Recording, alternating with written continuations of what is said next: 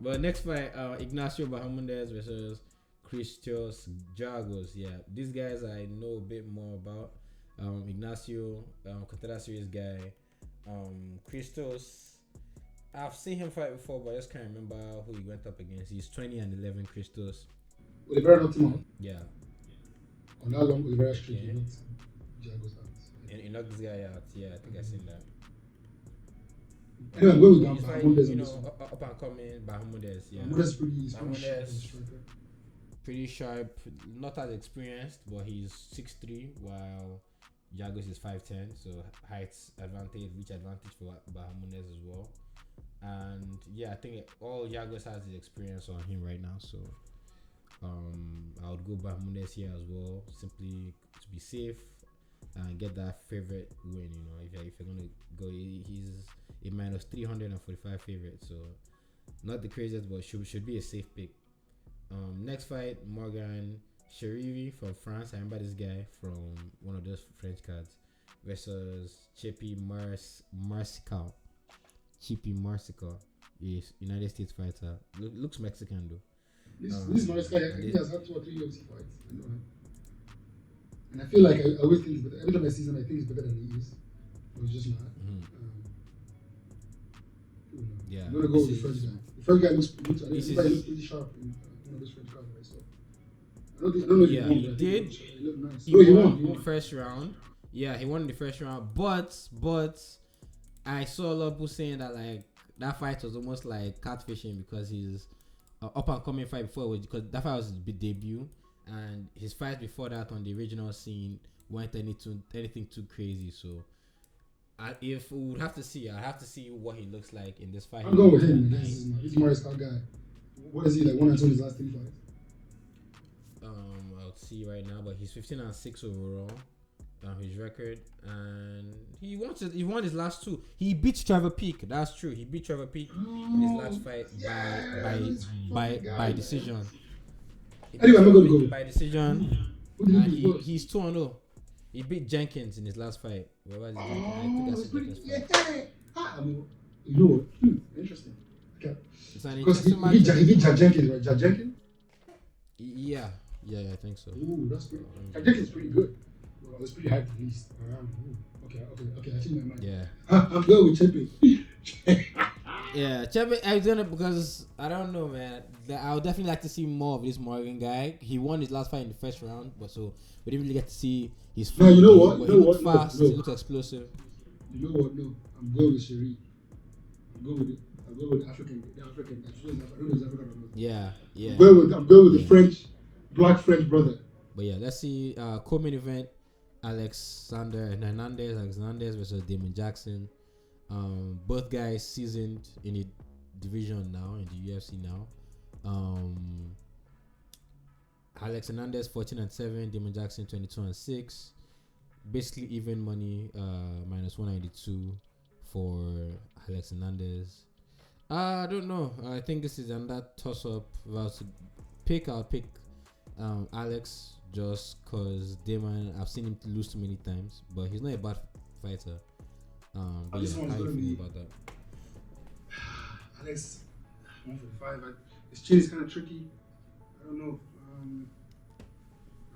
Man, you know what? Damon Jackson is pretty good. He has good record in the UFC, man. But like, if you hit him, yeah, but he's won in his last 3, dog. I don't know about that. He's one and 2. He's lost his last 2 fights. He lost to. He's 1 and 2. He lost to Ige, and he lost his last fight to Billy Q. That's crazy. Yeah. But Alex Hernandez, Alex is like 2 and 3 in his last 5. 1 and 4. Let's see. Alex is 1 and 3 as well, actually. So he lost to Billy Q. No. He lost to Bill Agio, and he beat Jim Miller, but he lost to Billy Q. Yeah, he lost to Algio and Billy Q. Yeah, so he dropped that to 145 and he's gone to 145. Yeah. It's a tricky one. I'm gonna go with Alex because I think Alex has the power. Damon Jackson is a very strong grappler. There's not a lot of good guys in that division. But his chin is not great. I'm gonna roll the dice This is the last chance I'm going to give Alex. Alex. Last chance. Yeah, last guy. But it's a tough. I'm not gonna lie, because I can grapple. It's a tough fight. It's a tough The guy's fight. kind of Jackson not that bad. I think his chin. Yeah. Alex has better chin. Alex chin is shaky too, but I think he has better chin than this guy. This is the Jackson guy. One of those guys that when you touch on the chin clean, he's gone. He starts looking weird. Sometimes it even goes straight out, but the Topuria fight definitely. I don't think you put that on his record as like a weak chin, because Topuria has shown that he kind of put anybody out at this point. It's so crazy that he knocked out. I remember his debut against this African guy from Morocco, who just won. He just came back to the UFC and won his last fight. I think 2 weeks ago. Yusuf Zalal, Moroccan devil. Zalal, yeah. Very high. Yeah, I remember like it was 3-0 in the UFC. He was fighting like every 2 months. And he missed Topuria beats him and he loses 3 straight. Topuria to other people. That's crazy. I think he drew. UFC cut him. Just came back. But anyway, that's the guy. Just came back. And his fight with Topuria was kind of close. I'm not gonna lie. Like he took Topuria down. Like Topuria was wrestling the whole time. Like he didn't strike with this guy. Anyway. That's crazy. It's crazy to think about. That's pretty crazy to think about now, exactly, because Topuria is kind of like one of the best strikers in the division, if not the UFC at this point. So that would be interesting to see how that guy develops. Was he the one that fought? I don't think so. I think it was ZM that fought Terrence McKinney. Yeah, it was ZM because he's this guy's at 45. So McKinney was 50. Okay, so yeah. ZM is pretty good. ZM is kind of good. I think. 30 years overwhelmed him. ZM is pretty good. It's kind of boring fight. Yeah. Terrence is like the opposite of, in my opinion, Kevin Holland, in the sense of like, Kevin Holland loses fights, I think he should win, while fucking Terrence wins fight, I think he should lose. Like I was very scared about that ZM fight, but he just kind of ran through him and ran through a bunch of people now. Like I don't really know what to expect from that guy at this point. Fair, I'd like to see. One of the guys that he beats a lot of bombs. That's true. The guys who. Yeah, but he made good guys kind of sweat for it too. Oh, of course, like he made good guys sweat for it too. Almost finished. Yeah. Pretty good. Judoba, exactly. So it's one of those guys that I was telling you. It's one of those guys that I'm telling you that I think when he got beat, people are telling him that go like work on gas tank and things like that. And I think he changed stuff a little bit. Yeah. So there was a part where he was just like. Yeah. But I think his stance, bro, listen, fuck it, go forward. None of these guys, like, you can't get them out of there. It is what it is. But get them out of there. Yeah. I think I go back to that, like get 2 knockouts in a row. Yeah, exactly, yeah. But, like, I don't know if that can take him on. It doesn't matter. It's exciting, right? Go as far as you can. You're going to get a boss doing that and win the fight. Like, that, it's the bro, same thing when because all these guys, like, do what you know how to do. If you lose, it's okay, bro. Like, everybody can be champion. I feel like everybody saw kind of like Gaethje's career progression and wants to like. No, but Gaethje never had a bad gas Gaethje used to start the same. He never had a bad gas time. Not gas tank, but he always came in on like a chaotic, kill or be killed stuff, and they made him dial it down, and that has made all the difference, right? So I feel like everybody kind of wants to emulate that, but you're right. If you can't go 3 rounds, you can't go 5 rounds. You don't need to try and force yourself to do it. Not everybody is that type of fighter. So main event. Brendan Allen, Chris Curtis. It's a rematch of a fight that happened like a year or 2 years ago about. But yeah, Brendan Allen is streaking as well. Chris Curtis has lost his last few fights, I think. So we'll see how this one goes. Brendan Allen 23-5, Chris Curtis 31-10. Yikes, he has his experience edge for Chris Curtis, but Brendan Allen is the favorite, -198. And yeah, decent fight. How do you find it? Who do you think is winning this? But that is one of the guys that rate the highest in the sport, not just the division. I think it's pretty talented. It's very young. But the thing is that he has made fights. If I'm being honest, I think Chris is a bad matchup for him because he's a guy he's not a great striker. Like he's okay, he can strike, but when he's on the feet, when he's striking, he takes a lot of shots. Right? And this is why he lost to Strickland and Chris Curtis the first time. Yeah. And Chris Curtis has very good takedown defense. So he has to get into some danger to get these guys on the ground because the guy has very good defense and the guy is very powerful. So I feel like it's possible that if I goes the same way he went the first time, Because Bernal is the guy that has to get to the ground, and once he gets to the, like I always fought like, bro, get this guy to the ground. Like, don't stop trying to strike. Like Strickland, don't try to strike this guy. Like, strike him into me, take him to the ground. So, but again, I think the guy has like 19% takedown defense, something like that. So it's going to be tricky for Bernal, who's who I think will get the title. But it's a rematch. I think it'll be more.